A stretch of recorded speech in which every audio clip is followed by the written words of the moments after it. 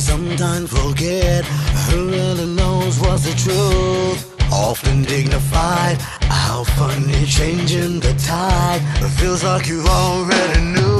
That's the devil, you would never run in circles. Feels like you already knew.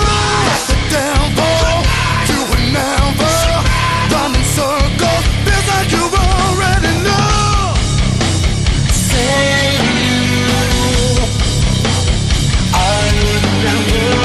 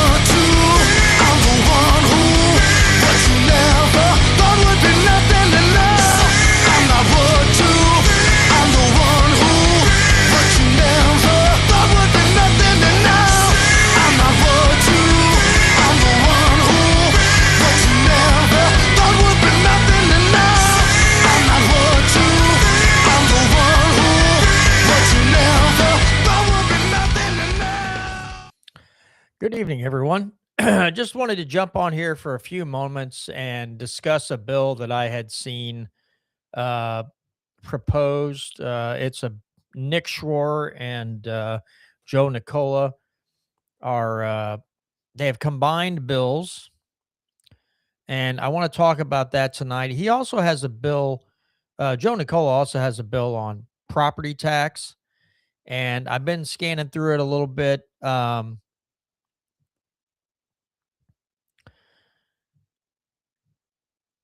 I don't know. You guys can put your thoughts in the comments or whatever, but let me bring up this video real quick.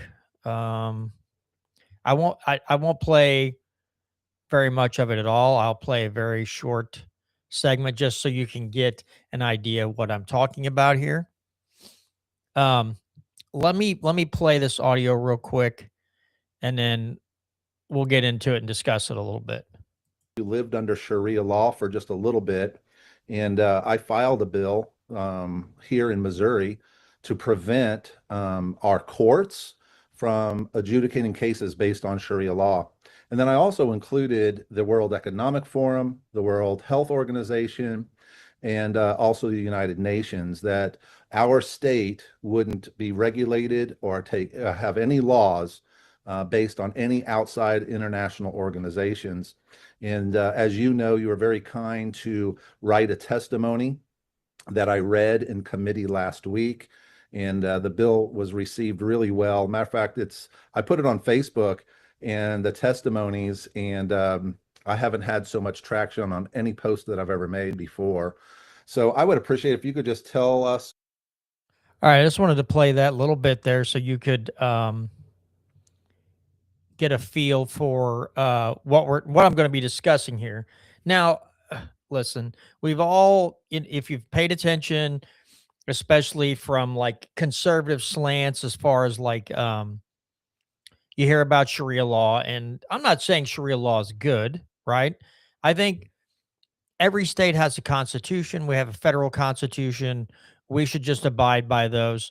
Apparently, there are cities in this country that are some of them want to impose Sharia law. Some, I guess there's some areas where Sharia law is recognized. I don't know all the details and facts about that. I'll tell you, I'll say this. If this type of a bill gets more traction and more like eyeballs and outcries or support than, I don't know, cutting the spending in Missouri, finding real ways to lower taxes on the people, then we've got some problems. Because this is one of those topics where people get really fired up when you mention Sharia law and the fear that the Muslims are going to take over and all this other stuff. We've all seen it, right? The Muslims are going to take over the country and they're just going to take over everything. Now, you get into cities where gun laws are very strict and you get the wrong type of elected officials in office, there could be a takeover. It could be a takeover of a myriad of things. To just act like the Muslims are going to come in and take over the whole state is absolutely ridiculous. Good luck in the rural areas carrying out that type of law, right? That will not go in the many, many rural towns across Missouri, let alone a lot of these other states. Sure, you might see something like that in big cities because they're so dumb and they think capitalism's evil and we're all racist. So you get the wrong people, are elected, and then the next thing you know, you got stupid laws. But that's going on without Sharia law. We have boatloads of mayors and governors and state legislatures who are constantly trampling all over your natural rights, ignoring their constitution, and ignoring their oath to the said constitution, to said documents. Where's the real outcry there? If you're more worried, if you're a Republican and you're so worried about Sharia law more than the issues that are facing almost all Missourians, then there's a freaking problem here. What are we doing? Now, some people are going to be like, "Oh, well, you're picking on him." Well, I'm just saying that as somebody who, I'm not an expert in on all things Missouri, right? As far as legislation and stuff like that. But I've been keeping an eye on things enough to know what the real problems are, what the real issues are, what people, good people, smart people have been saying for a while is we just need to get back to obeying the Constitution of Missouri. Single subject bills, whatever the title is, the subject matter is relating to the title. It meets the title standard. None of this taking 14 bills and mashing them together so you can get them passed through the legislature right at the end of the year so you can go home and brag to your constituents on how you did something, but actual, factual, constitutional lawmaking. Because I'm sorry, if we had judges, if we had legislators, and the people were knowledgeable, we shouldn't have to worry about Sharia law anywhere. Nowhere. That should be the last thing on your mind. Is Sharia law taking hold in the state of Missouri? And I'm sorry, I find it a bit strange that this is something that they deem as, something they really have to get done. Now, Nick Schroer is a guy who typically wants to push the Republican talking points from the national level. That guy has aspirations of moving from the Missouri legislature probably to a national level. He sure seems like it because in his ex posts, some of his legislation, all these things are Republican talking points from a national level. And then they're kind of migrated in to the Missouri Republicans and their talking points. And it's inflammatory language and it's hyperbolic language to get people fired up to make sure they keep continuing to vote for Republicans. But we're looking at eliminating the income tax and not cutting the budget, and then maybe shifting to upping the sales tax a good bit, maybe 12% increase in sales tax. Now, again, you have more chances to escape a sales tax in some instances, but there is talk about adding sales tax to all kinds of things. Things that don't have sales tax now. It is freaking insane. And let me pull this up too. Just to kind of get into the meat of the issue. Okay. So I will pull up this article so you can read along with me here. Let's see. Here we go. And new Missouri income tax cut plan could allow first ever sales tax on gas and diesel.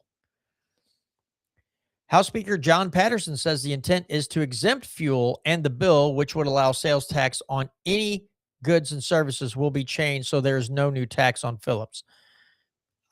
Listen, folks, at this point, I don't trust these people. The latest version of a proposal meant to implement the governor's income tax cut could also trigger a first for Missouri sales tax on gasoline and diesel, a result the bill sponsor says was accidental. Under the terms of the proposed constitutional amendment sponsored by House Speaker John Patterson, sales tax could be imposed on transactions involving any goods and services, and the revenue would be exempt from the prohibition on using money generated from a tax on fuel sales for state needs other than highways. Missouri has earmarked money from taxes on motor fuels for highways since 1928. That is not the intent, Patterson said in an interview with The Independent on Thursday, the day after he filed a revised version of the proposal that fixes earlier errors and expands on limitations intended to prevent a windfall of new revenue for state and local governments. There is absolutely zero intention on my part to see any increase in the motor fuel tax. An amendment to his bill will be prepared to make that explicit, Patterson said. The reference on how taxes on motor fuels are used is intended to prevent a new sales tax on fuel, not to divert money from highways. The purpose of that whole paragraph is to say, no, the motor fuel tax is not part of this. Governor Mike Kehoe, in a brief interview, declined to comment on imposing sales tax on fuel. He said he had not read Patterson's proposal. Missourians who would have had to vote on Patterson's proposal don't want to pay more for gasoline, said Senate Minority Leader Doug Beck, a Democrat from Afton, at his weekly news conference. They're going to be upset. I think they're going to be upset because there's a lot of this. Kehoe and Republicans who control the General Assembly have made eliminating the state income tax on individuals their top priority for the year. Patterson's proposal, which is expected to receive a public hearing next week, does not specify a sales tax rate to replace the income tax. Missouri currently charges 4.225% on taxable goods other than food from groceries and vending machines. Of that, 3% is for general revenue, generating about 1/5 of the $13.4 billion in general revenue collected in the most recent fiscal year. Local sales tax can double or almost triple the basic state rate. The version filed Wednesday is Patterson's second attempt. A constitutional amendment he filed last week had a drafting error that misstated which article contains the limit on the use of highway funds. Patterson's new proposal asks voters to grant lawmakers broad authority to expand sales tax to currently untaxed goods and services. Services such as accounting fees for tax preparation or car repairs are not currently taxed, and goods currently exempt, including prescription drugs and home utilities. In his State of the State address, Kehoe said he wants to target monthly subscriptions and digital services like online advertising, ebooks, and AI platforms that fall outside our current sales tax base. Lawmakers are also authorized by Patterson's proposed amendment to set revenue triggers that would reduce and then eliminate the individual income tax as early as January 1, 2031. Other provisions would include would exempt the tax legislation implementing the proposal from revenue lids that require tax increases to be submitted to voters. Require local governments to adjust local tax rates downward to offset any increase in revenue from the broader sales tax. reduce the constitutionally imposed sales tax for conservation and state parks and soil conservation, 0.225% total, to make revenue from the new tax base equal the average of recent years. Keep in place income taxes on corporations and other businesses, as well as allow income taxes on estates and trusts. The exact list of things to be taxed and the rate needed to replace current revenue will be decided later if voters approve his amendment. Now, that's not very cool, right? So it's like you got to pass it and then we'll figure it out later. Seems like a horrible idea. Asking voters to trust Republican leaders to get the details right is irresponsible, Beck said. The GOP has rushed and made mistakes on tax cuts, congressional district maps, and state budget estimates, he added. When a bill eliminating the income tax on capital gains passed last year, it carried an estimated price tag of about $160 million in the current fiscal year, an ongoing cost of $111 million. The actual revenue cut is about $500 million in the current year and $350 million annually. The mistake in state budgets estimates was a $250 million match error in the forecast for how much the state would have on hand at the end of 2027. The whole of June 2027, I'm sorry. The whole tax scheme in general, I'm going to be honest with you, is ill-conceived, Beck said. Excuse me. Missouri's two largest population centers are on the state's border, and people who can shift purchases over the state line to avoid taxes will do so. And that's how you vote with your wallet, right? I don't see this as an economic driver for the state. I don't see this as helping anything. Gasoline prices are one of the most visible barometers of the economy, rising after disruptions or when there is high sustained demand and falling when suppliers are plentiful or purchases fall off in a recession. Missouri fuel taxes have increased 12.5 cents per gallon since October 2021 and stand at 29.5 cents a gallon. Missourians consume about 4.1 billion gallons each year, generating approximately 1.2 billion in highway revenue. That fuel, if sold at $2.50 a gallon, would generate about $435 million if subject to the current state sales tax. The price of a 15-gallon fill-up would increase from $37.50 to $39.10. Republicans have been cutting state income tax rates since 2014, when the top rate stood at 6% for taxable incomes greater than $9,000. The top rate is now 4.7%. Two future cuts, bringing the rate down to 4.5, are already on the books and will take effect if general revenue growth hits certain targets. Missouri collected $9.2 billion from the individual income tax before refunds in fiscal 2025. Generating the same revenue on a current sales tax base would require an additional sales tax of about 8.5%. Those funds pay for public schools, prisons, and medical care for more than 1.3 million people, among other state services. The goal, Patterson said, is to replace a tax structure put in place in the 1920s and 30s with one that fits modern economic activity. It really needs to be modernized, Patterson said. And this is something that you're seeing not just in red states or blue states. A lot of states are looking at modernizing their tax system. The lack of details on what will and what won't be taxed is a big problem, Beck said. They're taking income tax away, and they're saying the legislature knows better than the people, just like they've done in the past. Now, I will, if that's what they're going to do, if they're like, hey, will you give us the power to do these things, and then we'll tell you later how we're going to adjust, and kind of give them just like this all-encompassing power to adjust maybe sales taxes as needed, or just keep adding sales taxes to different services and things like that. I'm not a fan. I would rather the people had the say-so over that, not just arbitrarily. It just kind of going in blind doesn't seem like a very good idea, right? It seems like a really rather dumb thing to do. Again, they're doing all this and they're not really talking about anything with the budget. They need to cut several $billion out of the budget. People don't want to hear it, but it's true.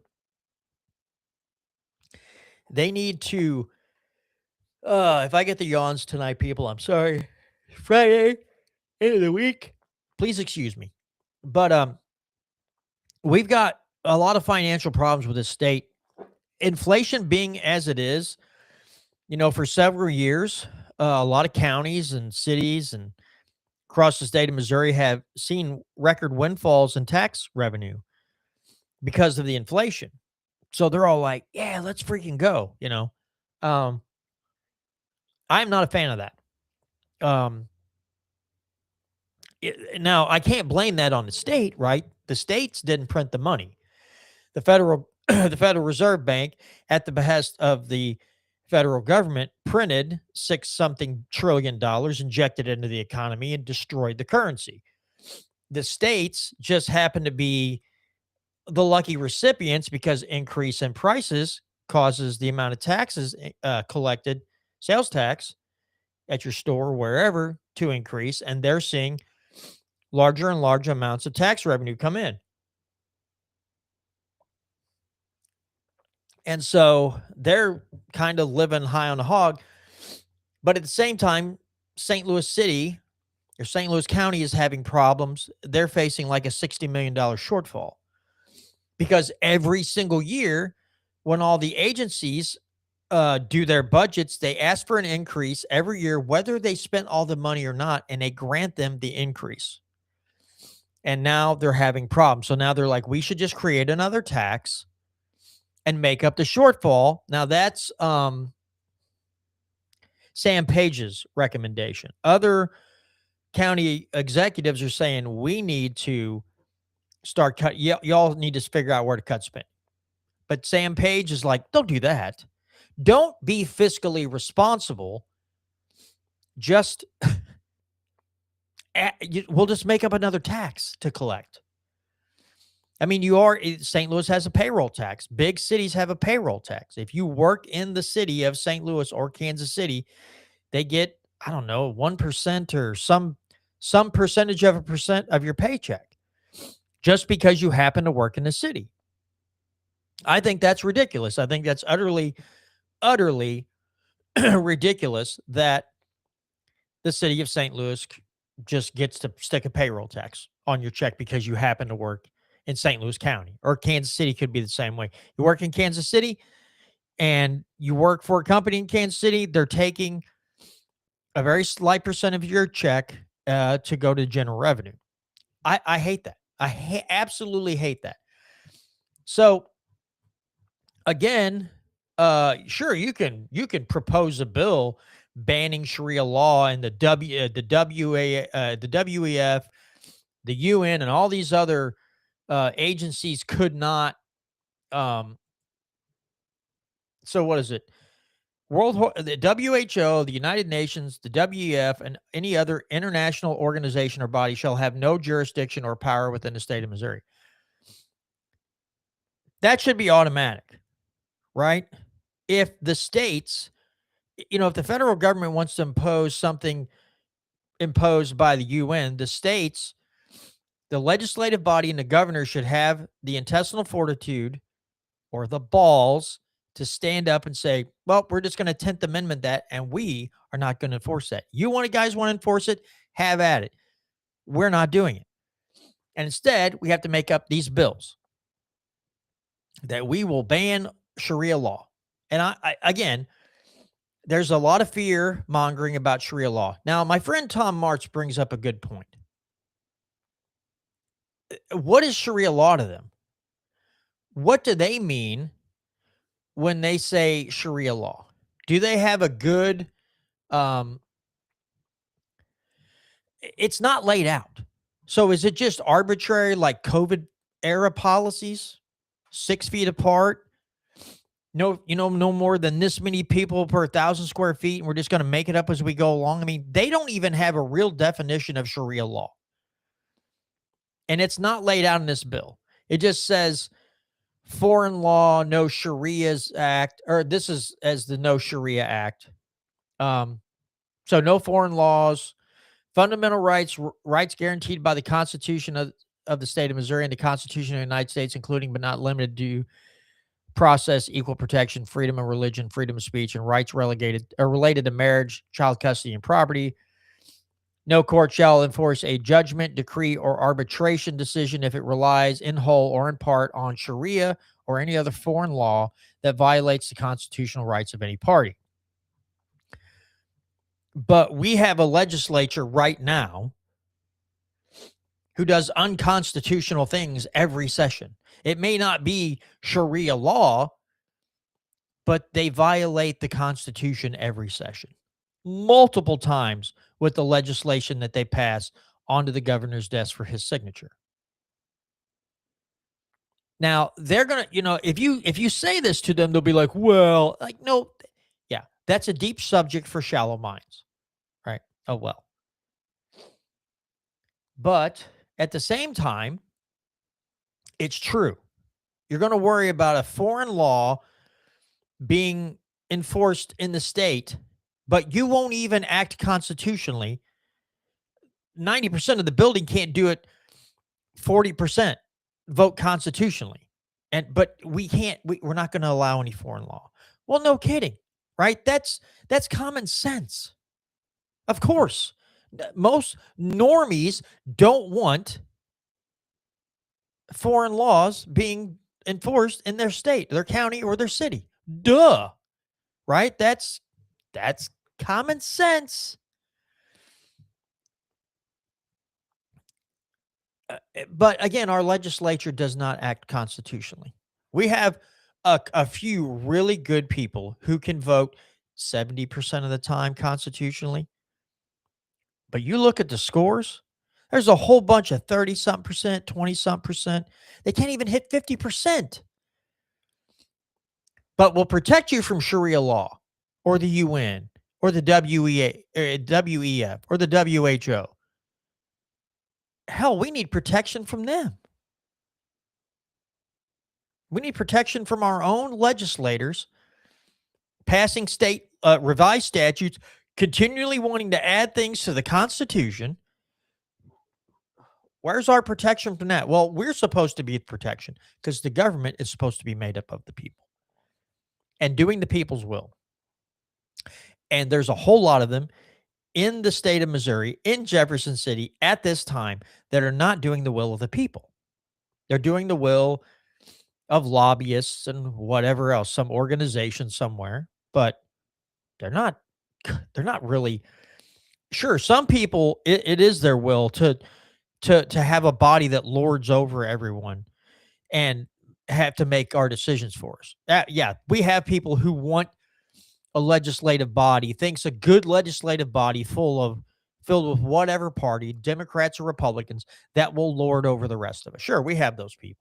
Absolutely, we have those people.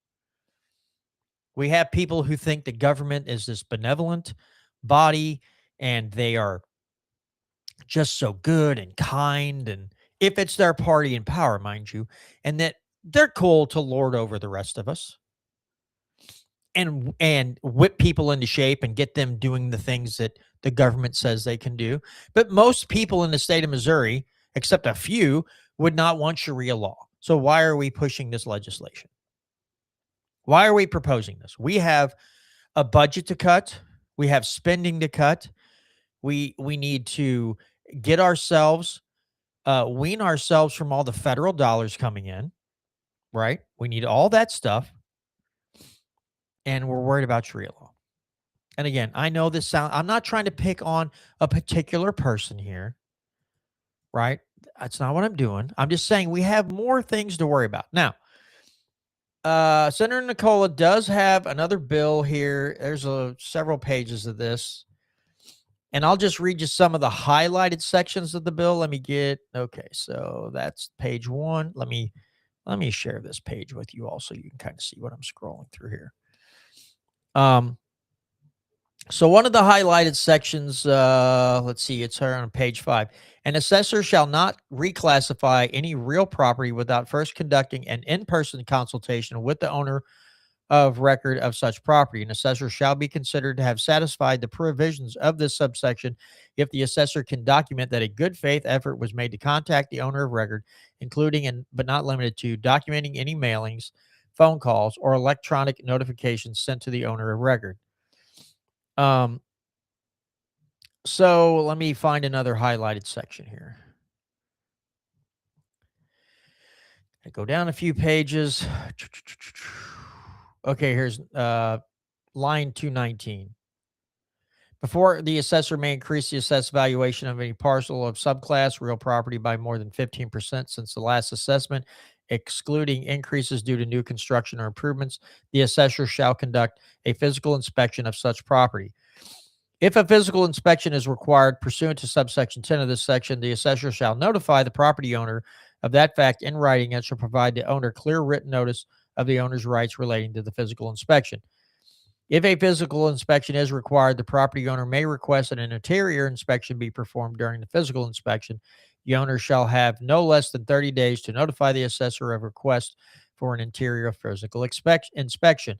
A physical inspection, as required by subsection 10 of this section, shall include, but not be limited to, an on-site personal observation and review of all exterior portions of the land and any buildings and improvements to which the inspector has or may reasonably and lawfully gain external access, and shall include an observation and review of any of the interior of any buildings or improvements on the property upon the timely request of the owner pursuant to subsection 11 of this section.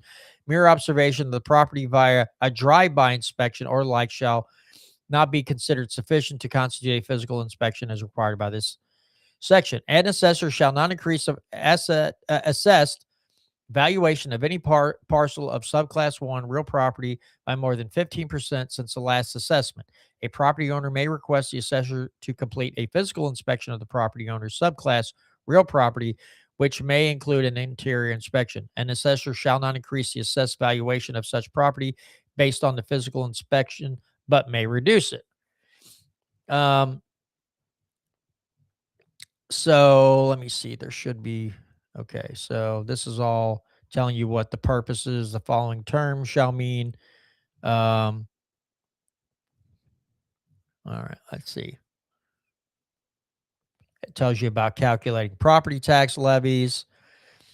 I don't know that this is. All right, let me see if I can find anything else. For the purposes of this subsection, the state tax commission shall utilize ratio studies to determine whether a class or subclass of property is valued below or at its or above its true value in money. A class or subclass of property shall be considered to be valued below its true value in money if the weighted median ratio is less than 25% and the coefficient of dispersion is greater than 25%, or the weighted median ratio is less than 75% and the upper bound of the 95% confidence interval for the weighted median is less than 75%. A class or subclass of property shall be considered to be valued above its true value in money if the weighted median ratio is greater than 100% and a coefficient of dispersion is greater than 25%, or the weighted median ratio is greater than 100% and the upper bound of the 95% confidence interval for the weighted median is greater than 100%. All right, let me see what else we got here. And then it goes into for the purposes of this section, the count, 5% county, any county with more than 40,000, but fewer than 50,000, and they get into all these classifications of counties, which is insane. I don't know why they have to list it out this way. Here's the problem. Can we say in this, can we have a bill? We shouldn't have to. Okay. I get it. We shouldn't have to have a bill that says you can't have a non-governmental organization coming in and working with the STC, the State Tax Commission, to write letters to assessors saying that if you don't raise your valuations by 14.99%, that you'll lose your budget or your job or other things. Why is the State Tax Commission operating with an NGO and going around and forcing assessors to do certain things? Maybe should we have to write a bill that says that the state tax commission cannot work with NGOs and write letters to assessors, every assessor in every county of Missouri, telling them all have to raise their valuations by 14.99%. So it's equal across the board, just like the Hancock Amendment states. Can we do that? Because that's one of the biggest problems we have. Where's the there were some grassroots people out and about that were talking about this, raising hell about it, rightfully so. But that's one of the big problems I see. That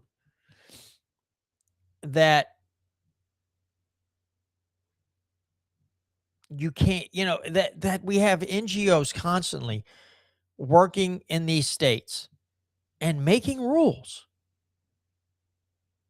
So I don't know. Do we defund the STC? I mean, do we do that? What do we do in these situations where outside influence, which happens at the Capitol all the time with the lobbyists buying the votes that they want, and then whoever raises the most money for the MRCC gets, their chairs of whatever committees they want to be, all that outside influence.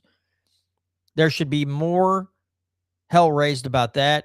We should have a much bigger outcry on NGOs working with the STC and influencing assessors. I think there were 5 in the state of Missouri that said, I'm not signing this. The majority of the rest of them went, I'm going to have to sign this or I'll lose my budget. Or some kind of law enforcement personnel will come in and remove me from office and fire me, and then they'll have to elect a new assessor. Where's the outrage? Where's the big outrage on that? And if you have, I don't know the numbers.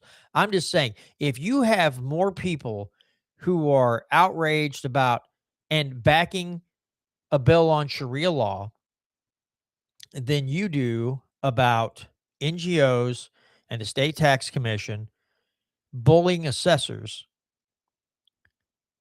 that's a problem. If you have more interest and more people hyped about Sharia law than you do not cutting spending and balancing the budget. So cutting spending and cutting the budget equal to what you'd lose in income tax, say. Why don't you just do that? And they're not going to. They're just going to shift it around. Democrats are pretty upset because they're saying that, well, you got these all these programs will lose funding. So the Democrats are mad because the money's just being shifted from the income tax to the sales tax, and they say they'll disproportionately hurt lower income families. That could be true. The Democrats aren't crying out and saying we should cut the budget. They're not saying that. They don't mind that the budget's $51 billion. They don't care. Just don't cut the programs. And Republicans, they're seemingly a lot of their answer is, we'll cut out the sales tax or the income tax on individuals. And then we'll take that and we'll shift it to the sales tax. But we're not cutting the budget. The party in Missouri who loves to run on lower taxes and smaller government and less spending is making every year the budget's going up. It might be several $100 million or close to $1 billion or however much it goes up. They're not cutting spending. So Democrats are fiscally irresponsible in the state, and a lot of Republicans are fiscally irresponsible in the state. And because Governor Kehoe wants to cut the income tax, a bunch of Republicans are just jumping on board with it. There are very, very few Republicans that are saying, we have to cut spending. We have to cut the budget. No ifs, ands, or buts about it. We have to cut the spending in the state to match the loss of revenue from the income tax. Crickets. For the most part, there are a few, but there's a lot of crickets. And, when it comes time to vote for state reps, maybe you need to keep that in mind. When they come around campaigning, you need to say, hey, are you really going to fight to cut the budget, cut spending? Because if you're not, we'd like to find somebody who's actually serious about it. Now, in today's age, this day and age, it's hard to find Republicans that really are actually very hell-bent on cutting spending.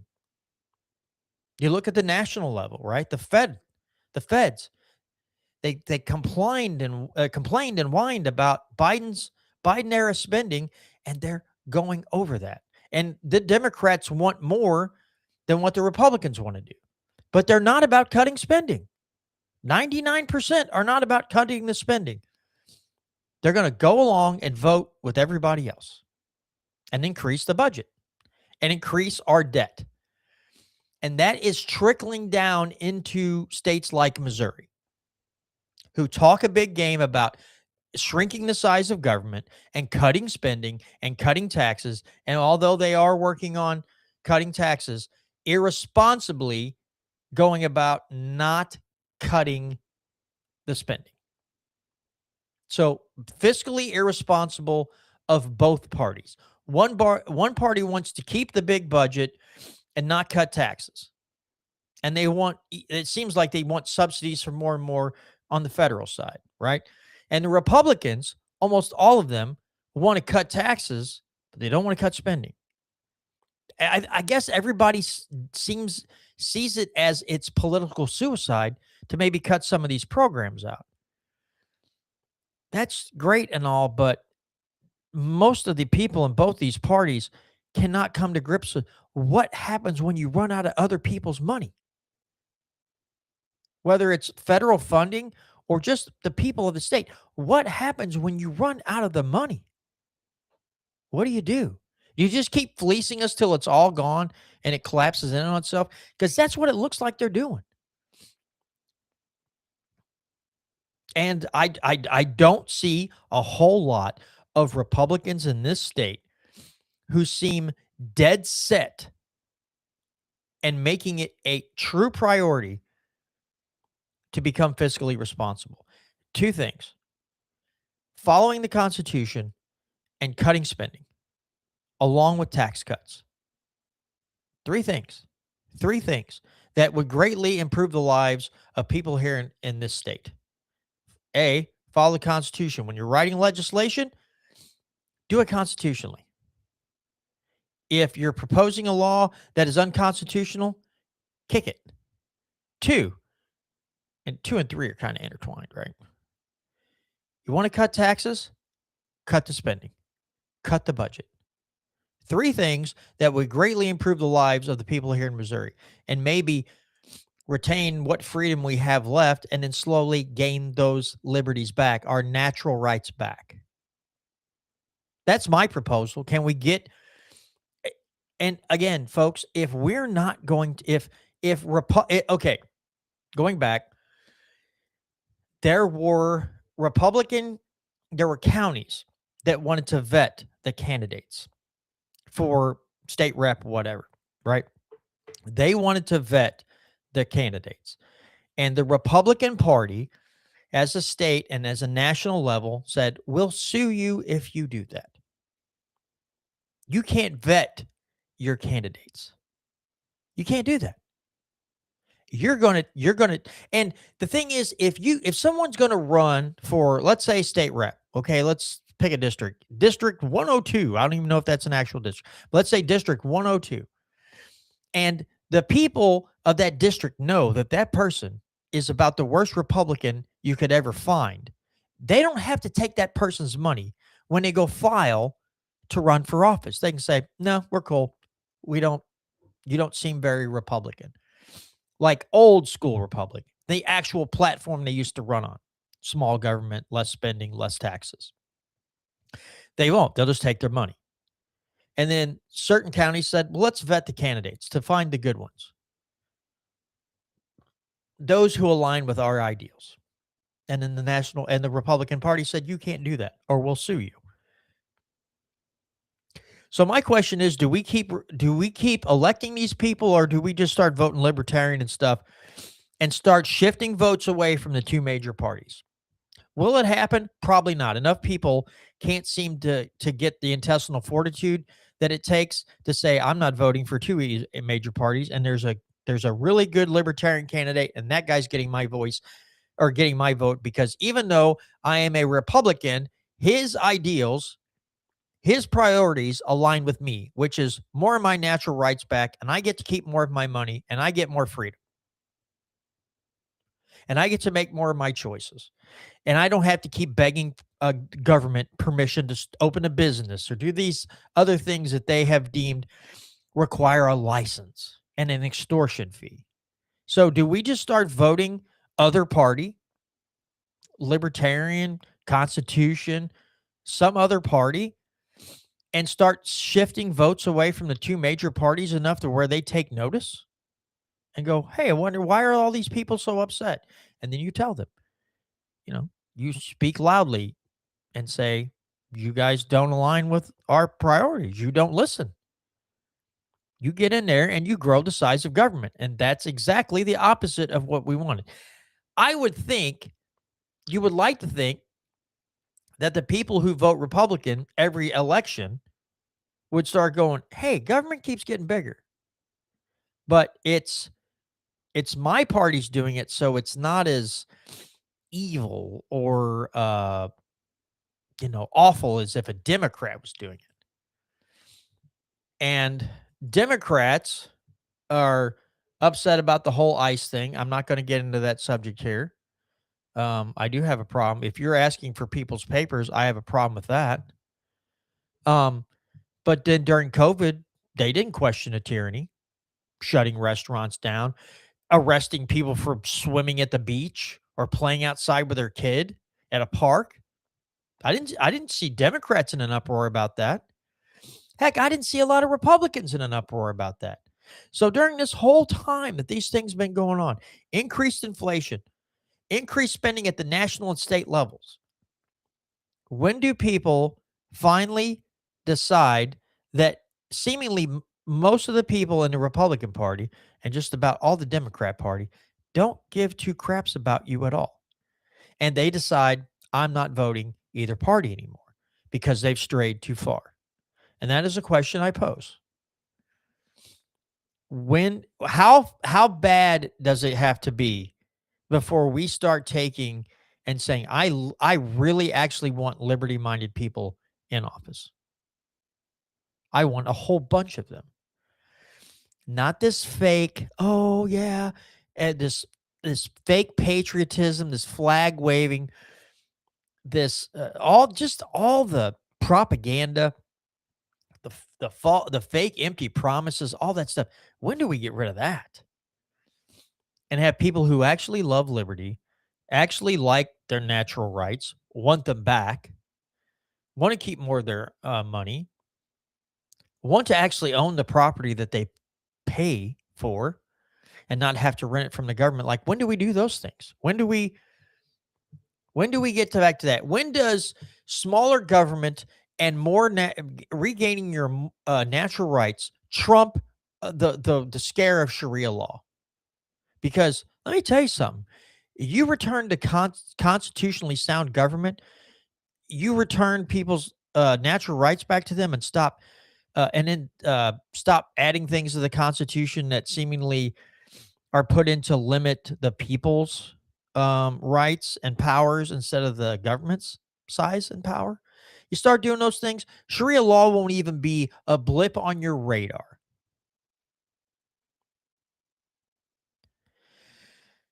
But when you have judges who seemingly don't know the Constitution, when you have a lot of lawmakers that don't understand the Constitution, you get stupid bills like this.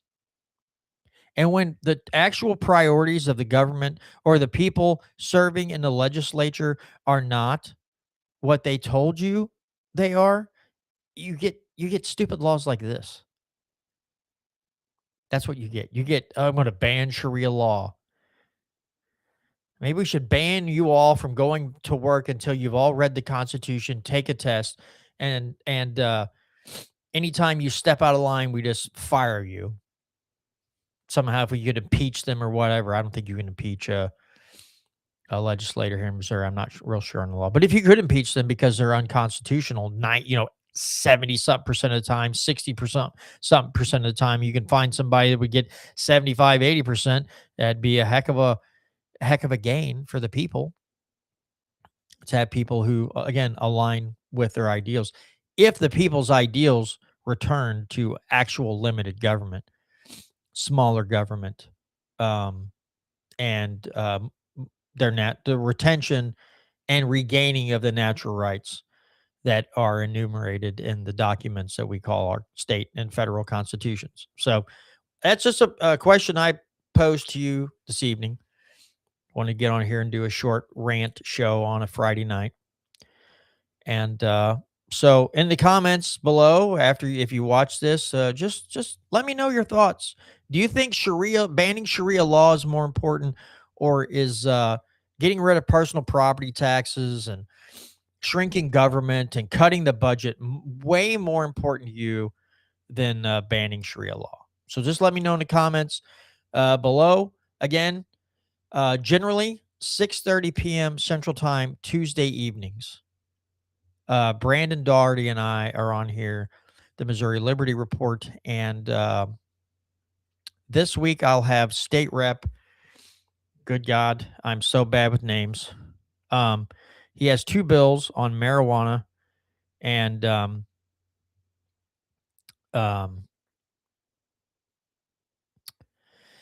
hemp, and so I'm going to have him on.